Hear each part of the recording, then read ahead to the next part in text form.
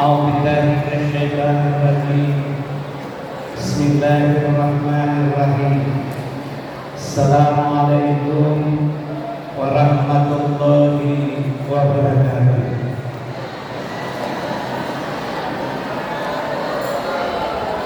الحمد لله الذي أرسل رسوله بالهدى ودين الحق ليظهره على الدين كله وكفى بالله شهيدا. Salatu wassalamu ala Rasulillahil karim sayyidil mursalin wa ala alihi wa washabihi wa man tabi'a sunnatahu wa jama'atan min yaumina hadza ila yaumil mahsyar. Kepada Allah Subhanahu wa ta'ala fi kitabul karim. A'udzu billahi minasy syaithanir rajim. Bismillahirrahmanirrahim. Wa ittakhadallahu mitsaqan nabiyyin lama ataitukum min kitabi wa hikmah thumma ja'akum rasulun musaddiqun lima ma'akum la tu'minunna bihi wa la tansurunna qala aqrartum akhadhtum ala dhalikum isri qalu aqrarna qala fashhadu wa ana ma'akum minas syahidin. Sadaqallahu adzim. Yang mulia yang kita hormati para pembina Yayasan Mus'ab bin Umair, para pengurus yayasan serta seluruh jajaran, para pembina sekolah yang berperan di bawah Yayasan Mus'ab, hadirin dan hadirat yang insyaallah kita semua berkomitmen untuk cinta kepada Nabi Muhammad SAW. Saya membelajar ini setiap pada waktu diawali dengan pantun untuk penyampaian semangat. Sudut terang cahaya Nur Muhammad menjadi penerang hati siang dan malam. Banyak hikmah dan makna yang kita peroleh dalam memperingati Maulid Nabi Muhammad. Karena belum tadi semarak menjawab salam, saya akan mulai bersalam. Assalamualaikum warahmatullahi wabarakatuh.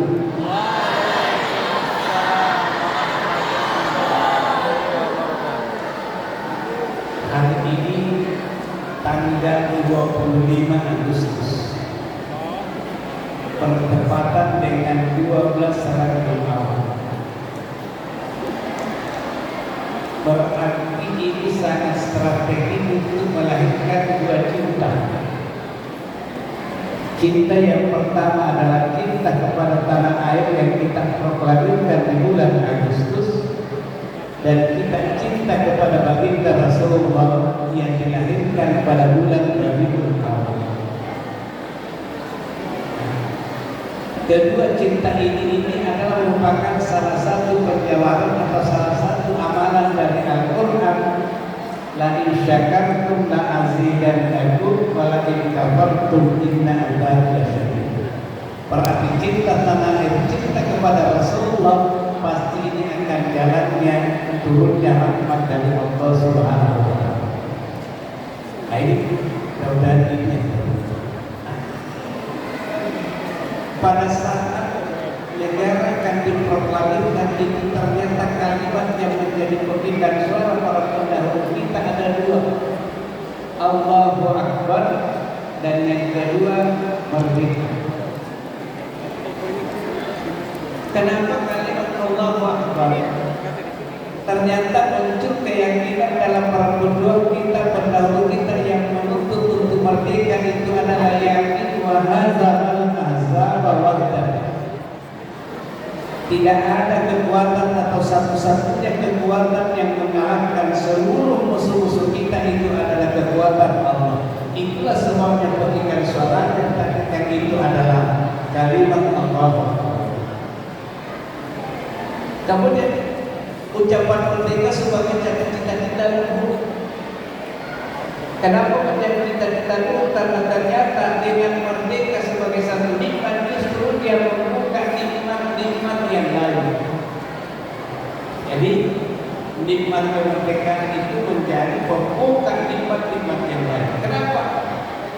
Setelah kita merdeka ternyata ada nikmat untuk kita bebas belajar. Setelah kita merdeka kita tetap tenang dalam beribadah, khusyuk dalam beribadah, itu nikmat.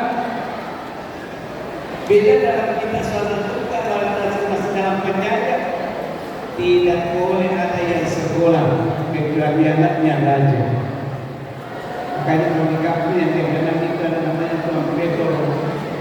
Sampai itu Tuan Petor itu petinggi-petinggi di kampung dan itu hanya itu yang bisa sekolah. Alhamdulillah hari ini orang yang sekolah di pesantren bahkan sampai alumninya ini namanya sudah kakek melahirkan cucu melahirkan cucu dan seterusnya. Ini adalah nikmat kemerdekaan. Salah satunya adalah bebas untuk kita menuntut ilmu. Dulu bahkan sekarang perhatian pemerintah kalau dulu yang bisa sekolah hanya kalangan orang kaya, kalangan orang tinggi sosial. Ternyata justru disiapkan sarana pendidikan khusus orang-orang yang sudah tidak mampu, yang namanya sekolah rakyat dan sekolah gabungan. Nikmat kemerdekaan dan nikmat kelahiran baginda Rasulullah SAW. Sekarang kita mau ini. Sebenarnya kenapa kita mau tiap tahun? Sebenarnya bukan tiap tahun, setiap saat. Dan kenapa kita mau sementara Rasulullah itu sudah wafat 2 tahun yang lalu? Adakah orang di atas Jakarta Raya ini yang diperingati hari lahirnya sesudah wafat? Ternyata tidak ada. Kehidupan Bangkalan dan saudara ratusan tahun yang lalu yang diperingati adalah hari wafatnya yang dikenal dengan hal. Tapi kenapa Muhammad yang 2 tahun wafatnya hari lahirnya diperingati? Ternyata ada satu ayat yang populer yang kita baca. Wa ma Muhammadun illa rasulun qad khalat min qablihi rusul. Penekanan ayat ini bahwa ternyata Muhammad adalah seorang nabi dan rasul. Qad khalat min qablihi rusul, ditegaskan oleh Al-Quran ada nabi sebelumnya, tapi ada yang mati, ada yang wafat, ada yang gugur. Kenapa penjelasannya? Karena pada saat Rasulullah dalam perang Badar itu kekuatan musuh itu sangat dahsyat dan segitulah dia kumpul, kemudian dari segi strategi dia kumpul. Makanya ada satu strategi yang dilakukan oleh orang Quraisy untuk melemahkan pasukan Muhammad dengan memberikan berita hoaks. Jadi Muhammad sudah mati, Muhammad sudah gugur, Muhammad wafat. Sahabat Nabi yang ingin berkata itu terbagi 3. Ada yang tidak percaya. Bahkan sebelum Nabi itu sudah melarikan diri dari perang, makanya ada ayat-ayat yang mengecam orang yang lari dari perjuangan, lari dari perang. Kenapa lari? Ditanya kenapa lari? Muhammad sudah mati, Muhammad sudah gugur. Itu golongan yang kedua katakan tidak mungkin Muhammad mati, tidak mungkin gugur karena dia seorang nabi dan rasul. Maka turunlah ayat itu, karena khalat min qablihi rusul. Muhammad itu nabi, dia bisa gugur, dia bisa mati, dia bisa wafat seperti nabi sebelumnya. Tapi yang menjadi tantangan kita ditantang oleh Allah. Apa imata au bilang kalakum ala maqabikum wa man yaqdim ala aqibaihi fala yadurrullaha syai'an wa sayajzillahu syakirin. Apakah kalau Muhammad itu sudah mati, apakah kalau sudah wafat itu berarti kamu harus berbalik ke belakang menjadi murtad? Itulah yang kita jawabkan ini. Kalau dia sudah wafat kita tidak meninggalkan ajarannya, maka untuk meninggalkan ajarannya setiap tahun kita peringati maulid secara seremonial. Ayat yang merupakan tantangan bagi kita untuk tidak ikhlas menghilangkan apa yang telah diperjuangkan oleh baginda Rasulullah SAW.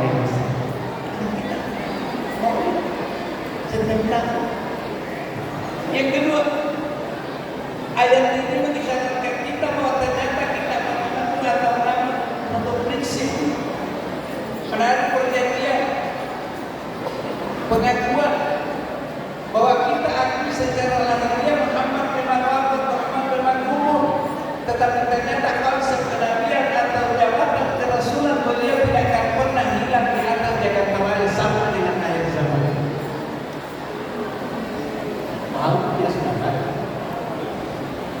Makanya sering saya sampaikan, jangan samakan jabatan pabrik dengan kenabian dan kerasulan Muhammad Sallallahu Alaihi Wasallam. Kenapa? Ya, jabatan pabrik kalau sudah berlalu masanya ya pasti akan Muhammad. Ada ibu kita Al-Hidayah mantan dari tempat korban sudah lewat masanya. Tapi Nabi walaupun dia sudah lama tidak kita katakan bahwa sudah mantan Nabi, mantan Rasul. Nah, bahkan saya selalu katakan kalau ada coba-coba begitu prinsipnya ini mungkin bisa dikategorikan oleh orang hukum. Karena konsekuensinya kalau dia mengatakan kerasulan Nabi itu sudah habis, berarti sahabatnya juga sudah habis diamankan. Ternyata tidak ada umat Islam berada mengamankan al-Syarah. Tetap saja saudara lagi yang dalam wasyarakat Muhammad Rasulullah walaupun sudah wafat, tapi kalau dia menganggap kenabian tinggal itu kata wafatnya, maka dia saudara lagi kita saudara Muhammad Rasulullah.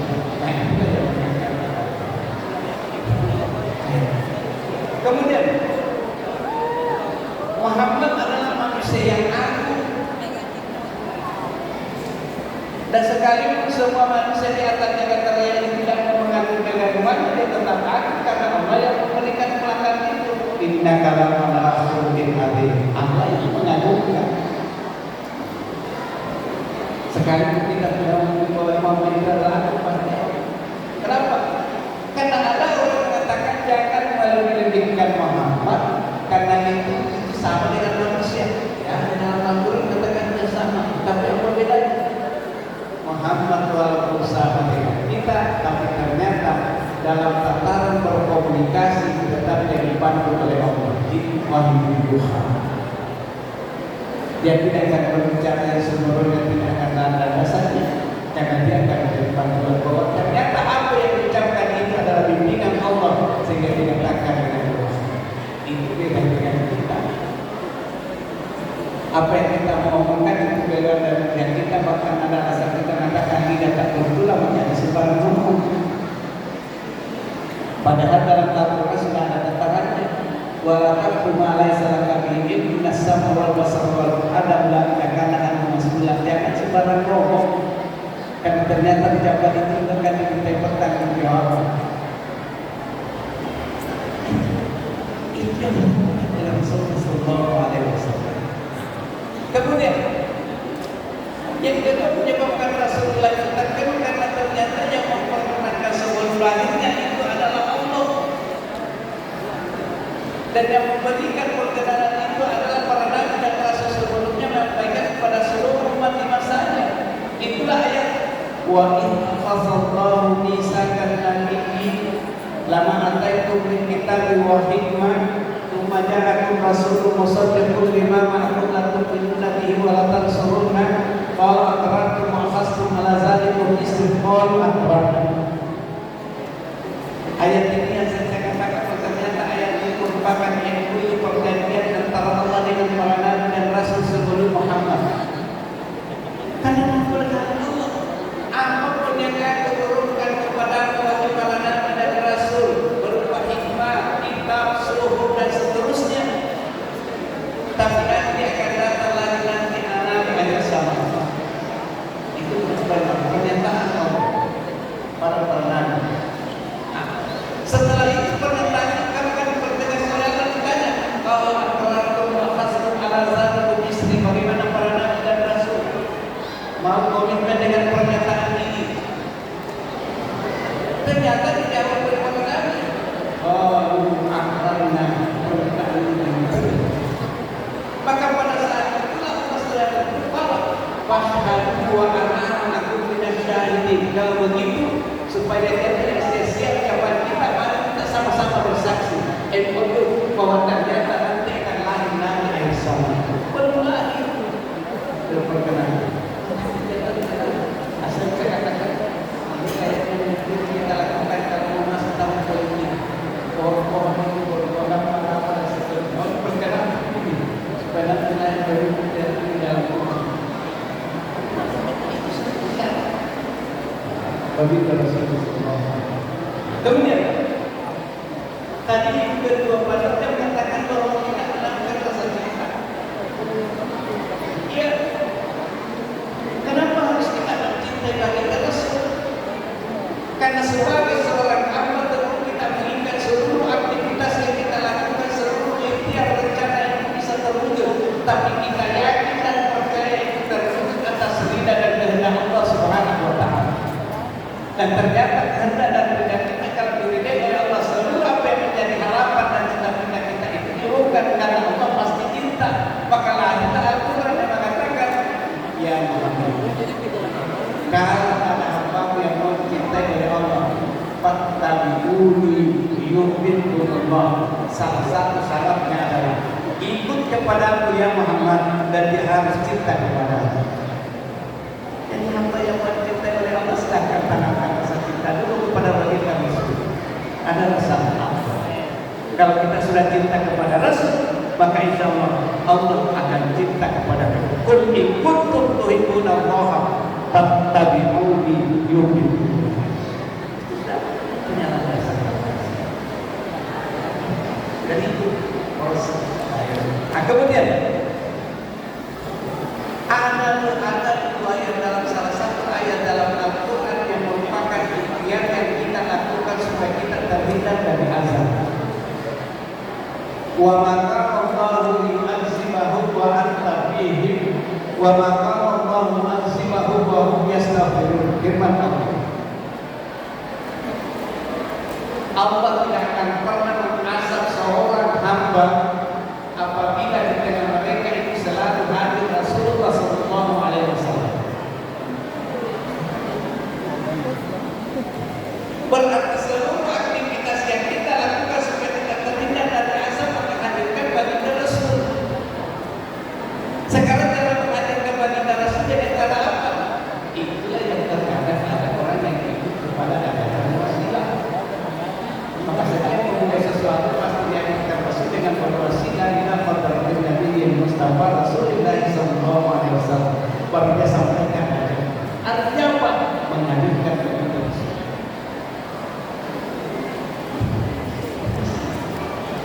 Dan itu ternyata Rasulullah yang mengucapkan man salama alayya faruddullahi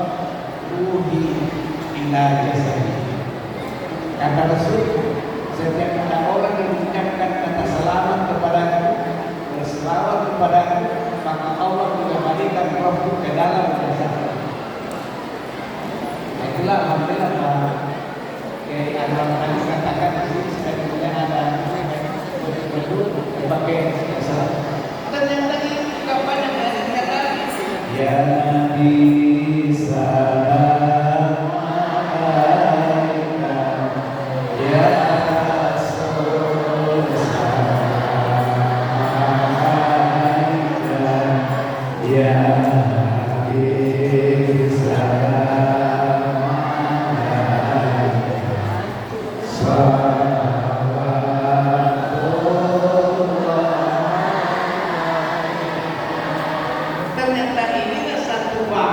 Yang menjawab dan kabar Rasulullah man sallama alaihi faruddu mahru ila jasadi. Nah, kalau dikembalikan ke dalam jasad itu namanya hidup. Kadang-kadang namanya mati karena dipisahkan jasad dan roh. Itu sebabnya orang-orang kita itu percaya bahwa ternyata secara lahiriah walaupun mati wafat walaupun dia mati, tapi secara hakiki dia hidup sepanjang masa. Kenapa? Tidak benar yang tidak berselamat dalam satu hal. Bahkan begitu nilainya selamat itu sampai-sampai 4 malaikat itu yang memberikan perjanjian di hadapan Nabi. Malaikat Jibril, Mikail, Israfil berjanji. Apa dari malaikat itu? Karena malaikat Jibril, ya Rasul, kalau ada umatmu setiap hari itu berselawat tidak kurang dari 10 kali, nanti pada yaumul qiyamah saya akan menjemput dia masuk ke dalam surga sebelum cepat seperti sampai kita. Itu yang punya mereka ini. Datang kali, ya Rasul, kalau ada umat yang berselawat setiap hari tidak kurang dari 10, nanti saya akan subuhkan pada hari kiamat subuhan dari telaga. Datang Israfil juga berjanji ya Rasul, umat yang berselawat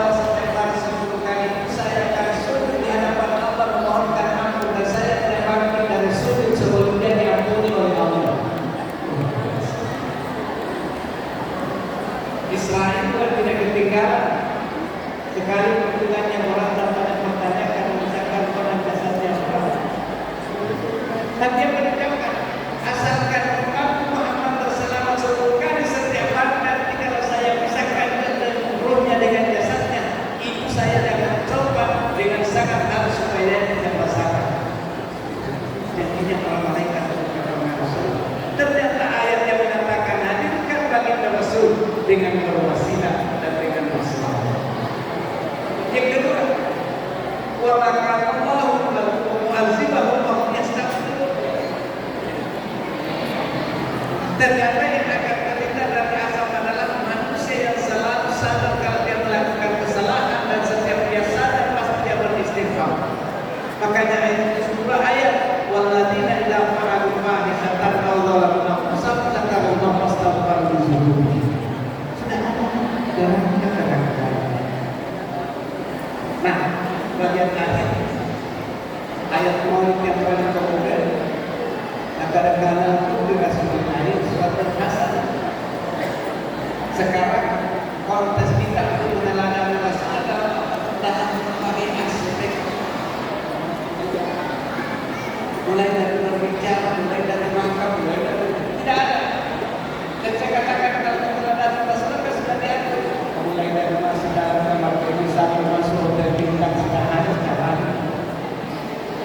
Mulai dari tidur sampai bangun sampai tidur lagi sudah ada jalan yang dipraktikkan oleh Rasul. Cuma yang kita harus bisa bedakan sehingga kita tidak meludih, tidak memaksakan dan tidak menyalahkan posisi Rasulullah dua dalam beraktivitas. Ada yang dilakukan sebagai manusia biasa dan ada yang dilakukan sebagai nabi dan rasul.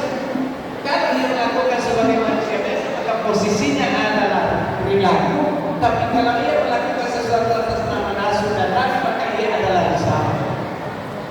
Ini yang harus dibedakan. Dan saya kita berdebat masalah makan, mau pakai apa silakan, mau pakai saya mau pakai apa silakan, dan saya berdebat karena itu perilaku. Dan pasti ada yang nanti tidak bisa kita contoh Rasul dalam cara makan. Kenapa? Karena makan roti dan pakai gula jaring, kalau kita makan bubur tidak mungkin gula jaring. Dan bisa diperdebatkan itu juga persoalan dan kita tahu persoalan itu.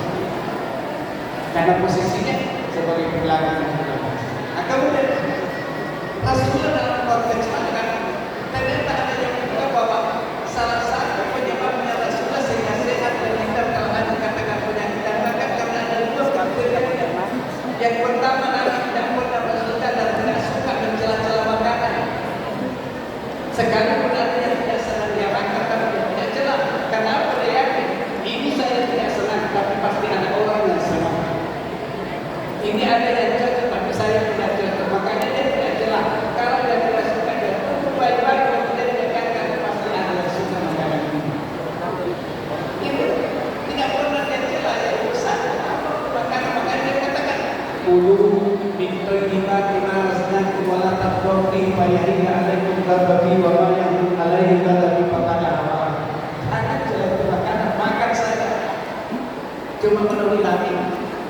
Alaya alaihi jangan berlebihan.